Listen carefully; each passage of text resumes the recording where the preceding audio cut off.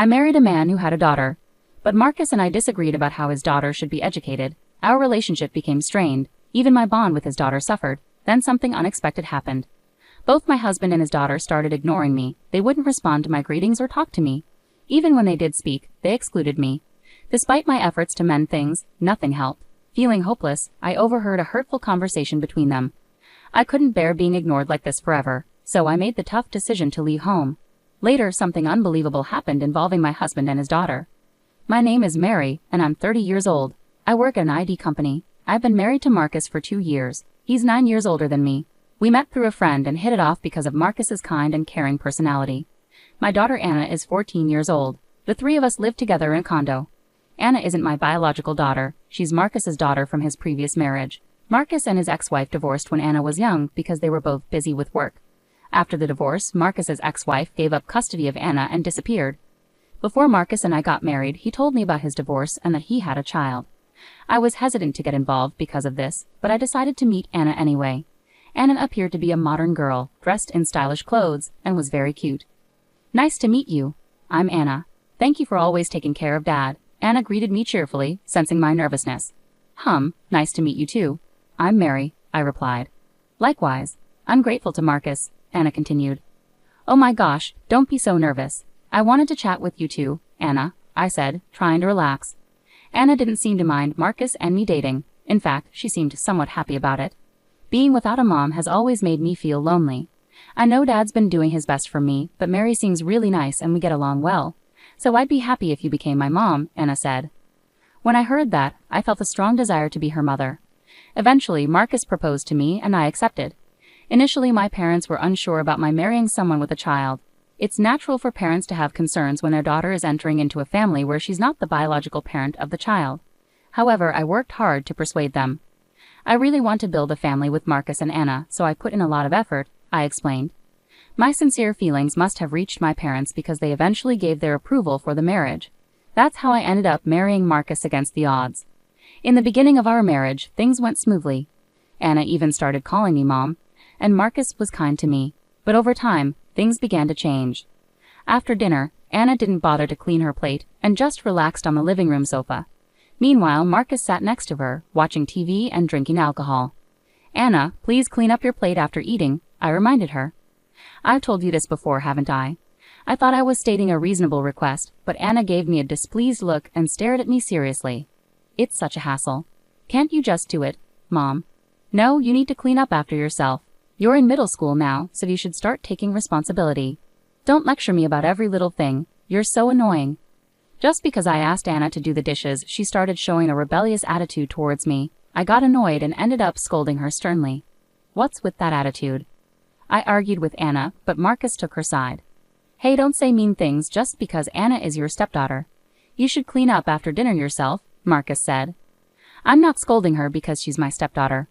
I'm saying it for her own good. Anna and Marcus left all the household chores to me. They didn't volunteer to help, and though they'd pitch in if asked, they complained about it. Even though I said we're a family and should work together, Marcus said, housework is women's work. You're being unfair to me even though I work too, Anna retorted. When I'm busy and chores get neglected, they always complain that I'm slacking off. On top of everything, Marcus and I disagreed about Anna's education.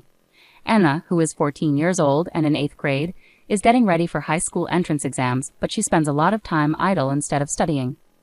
Anna always says, I don't need to study hard. I can get good grades without studying much. It's true that Anna is naturally smart, so she manages to do decently in school even with minimal studying. But without studying, passing exams, especially for the private high school she wants to attend, will be difficult. It's crucial for her future success that she develops good study habits. That's why I've been encouraging Anna to study more. But Anna just finds me annoying and tells me to shut up. She rebels against my advice. When I tried talking to Marcus about it, he didn't seem to listen. Anna will be fine. She's smart and reliable. Nagging her like that will only demotivate her, Marcus said. Don't say things like that. High school will be much tougher for her. If she's going to a private school, it's even more important for her to understand the importance of studying.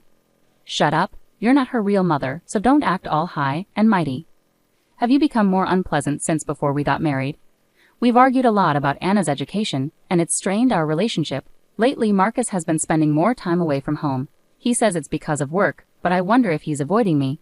My relationship with Anna has also gotten very tense. Her rebellious attitude makes me feel sad. I think about divorce sometimes, but I can't decide.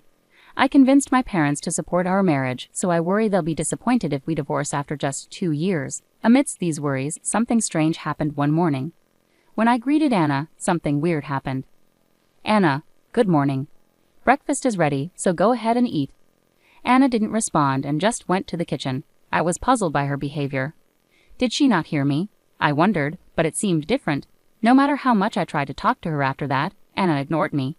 Even when I said, "Have a good day," as she left for school, or "Welcome back," when she came home, she acted as if I didn't exist at all.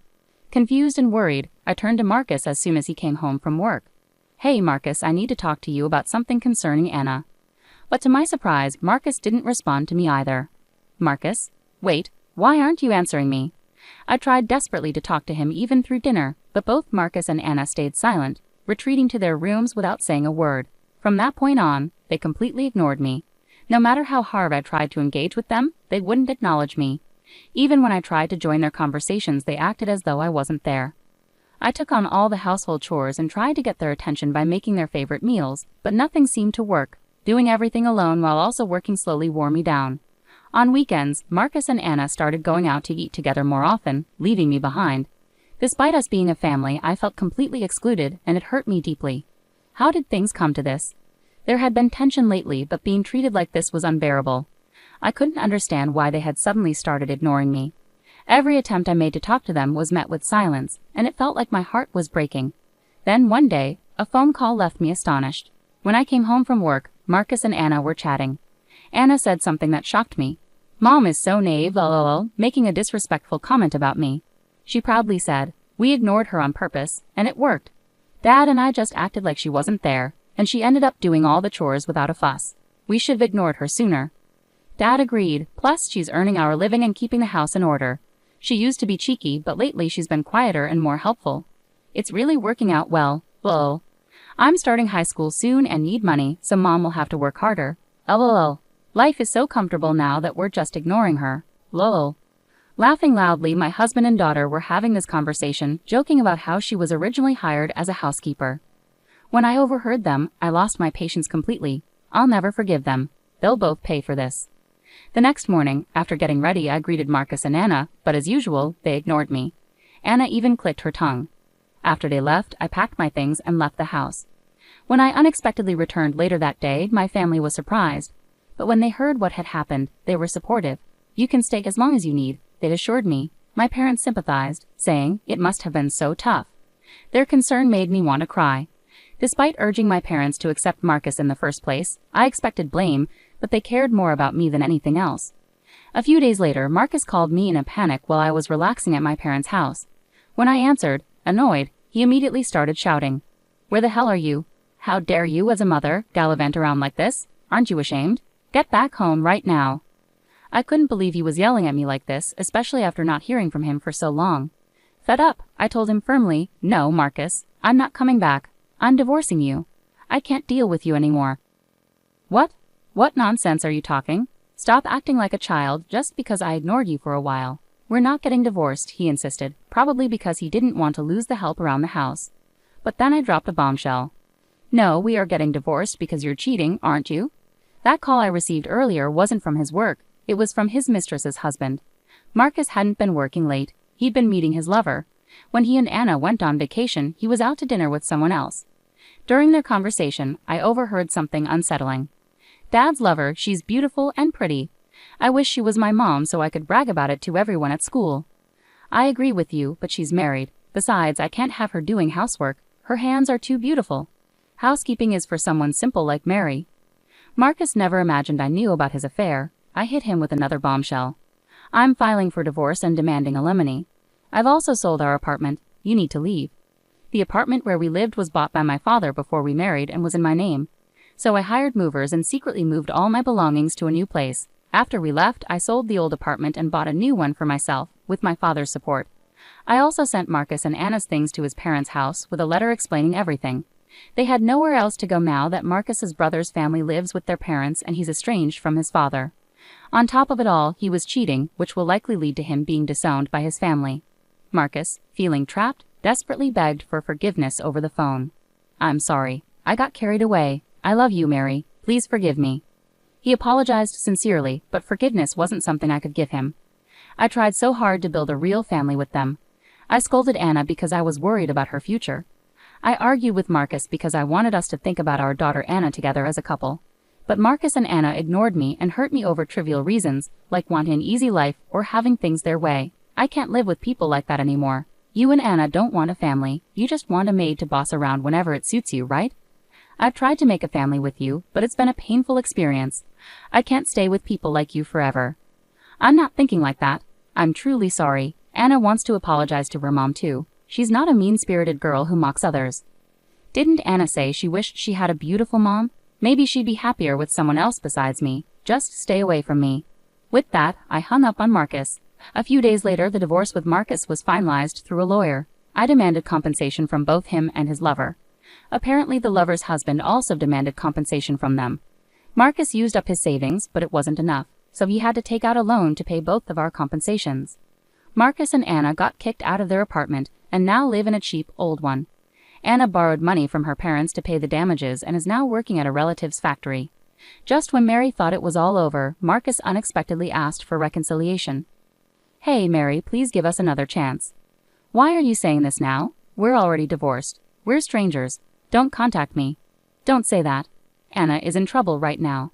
Marcus explained that because of his debts, they couldn't afford Anna's tuition at the prestigious Pratt High School she dreamed of attending. Anna reluctantly enrolled in a public high school where she ended up being disliked and isolated by her classmates due to her difficult personality. Anna, feeling rejected by her classmates, has become withdrawn and spends her days taking out her frustrations on Marcus. On top of that, no one is doing the housework, and the apartment is getting dirtier and smelling bad. They might even get evicted soon. Marcus tearfully told his story, but I realized it was all his fault. "I won't get back together with you. Don't contact me again." I firmly refused to reconcile and blocked Marcus's number.